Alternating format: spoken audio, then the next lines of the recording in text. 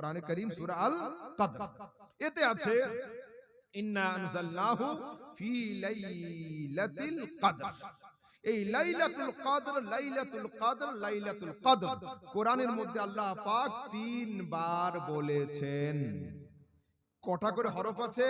লাম, ইয়া, লাম, গোল, তা। চারটা হলো আলিফ, লাম, কাফ, দাল, রা। পাঁচটা হলো। 5 4 9 আর 3 9 27। তো আল্লাহ তাবারক ওয়া তাআলা লাইলাতুল কদরকে গোপনও রেখেছেন আর ইঙ্গিতে 27 দিয়ে বুঝিয়েও দিয়েছেন। হলো? এটা যদি ফার্স্ট ক্লাস হয় ওরা, তাহলে কিন্তু ধরে নিন। আর যদি থার্ড ক্লাস পাস হয় তোমার কিছু করার নেই। চলুন আগে যাই।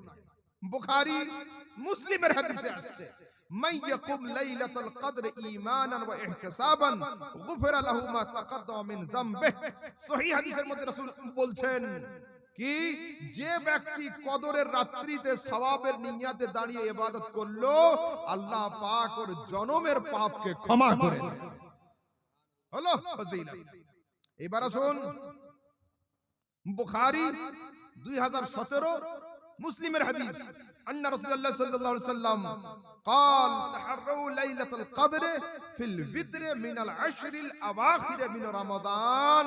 রাসূল বলছেন তোমরা কদরকে খোঁজো, কদরের রাতকে খোঁজো রমজানের শেষ 10টা রাতের মধ্যে, বিজোড় রাতগুলোর মধ্যে।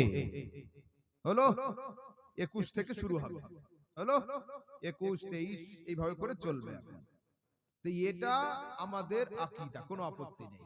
তোমরা প্রত্যেক দিন লাইলাতুল কদর পালন করো আর আমার নামে আমিন করো, আমি আমিন করব তোমাদের সাথে, কোনো সমস্যা নেই। তোমরা করো না প্রত্যেক দিন, কোনো আপত্তি নেই। কিন্তু আমি যে প্লেটে খাই সেই প্লেটটা সোনার, এটা প্রমাণ করার দায়িত্ব আমার। আমরা পালন করি 27, তো আমি দলিল দেব 27। হলো, আমি 27 বলবো। এবার শুনেন, সরাসরি সিহাসিতার আবু দাউদ, ইবনে মাজাহ, তিবরানি, বাইহাকি, আল জামি আস-সগীর, মাজমাউজ জাওয়ায়েদের মধ্যে রাসূল আকরাম বলছেন লাইলাতুল কদরে লাইলাতু 27। সিহাসিতার হাদিসে রাসূল বলছেন 27 এর রাত হলো লাইলাতুল কদরের রাত। সরাসরি সিহাসিতাতে 27 শব্দ রয়েছে। সাবুন মানে 7, ইশরুন মানে 20, 27 এর রাত হলো সরাসরি। এইবার হযরতে ইমাম কস্তুলানী আল মাওয়াহিবুল লাদুনিয়াতে লিখছেন, ইন্নামা আফদালু লাইলাতুল কদর আও লাইলাতি মাউলিদিহি সাল্লাল্লাহু আলাইহি ওয়াসাল্লাম, আইয়ুমা আফদাল। কি লিখছেন? লাইলাতুল কদর উত্তম না মুস্তাফার মিলাদের রাত উত্তম?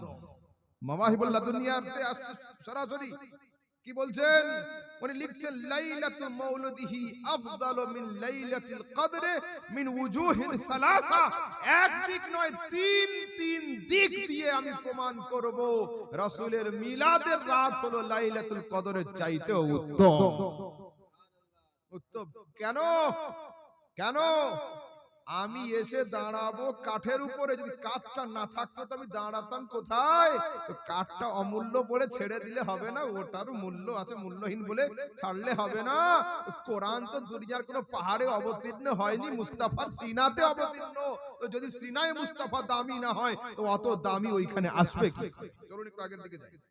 তারপরে ইবনে আবিদিন রাদ্দুল মুহতার এবং জাওয়াহিরুল বিহারের মধ্যে আছে أن أفضل الليالي ليلة مولده ثم ليلة القدر ثم ليلة الإسراء والمعراج ثم ليلة عرفة ثم ليلة الجمعة ثم ليلة النصف من شعبان। এখানে সরাসরি কোনটা বলছেন সবচেয়ে উত্তম রাত হলো মুস্তাফা করিমের মিলাদের রাত, তারপরে উত্তম রাত হলো লাইলাতুল কদরের রাত, তারপরে হলো মেরাজের রাত, তারপরে হলো আরাফার রাত, তারপরে হলো জুমার রাত, আর তারপরে হলো শবে বারাতের রাত। সরাসরি এইখানে 6টা রাত কোনটা কার পরে উত্তম লিখে দিয়েছে। যদি কেউ এতে না মানে কোনো আপত্তি নেই আমার। কেন? এগুলো ফজিলতের বিষয়, এটা আমাদের উপরে ছেড়ে দাও। বাকি যেগুলো হাদিস দিলাম, যদি কেউ এই আসমানের নিচে জমিনের উপরে কোন বান্দা বলতে পারে মৌলভী আহমদ রাজা যে হাদিস বলেছে সিহাহ সিত্তার কিতাবে হাদিস নেই, তো সেটাই সেই দিনের জলসা, আমার লাইফের লাস্ট জলসা হবে, লাস্ট স্টেজ হবে, আমি জীবনে কোনোদিন মাইকের সামনে আর আসবো না। কিন্তু আলহামদুলিল্লাহ সুন্নিরা যেখানে হাত দেয় মাটি উঠে আসে, হাত পিছলে যায় না। সেই জন্য খবরদার, আপনারা যে আকীদার উপরে আছেন ওই আকীদার উপরে দণ্ডায়মান হয়ে থাকবেন, ঠিক আছে? খবরদার দাঁড়িয়ে থাকবেন। একবার দরুদ শরীফ। আল্লাহ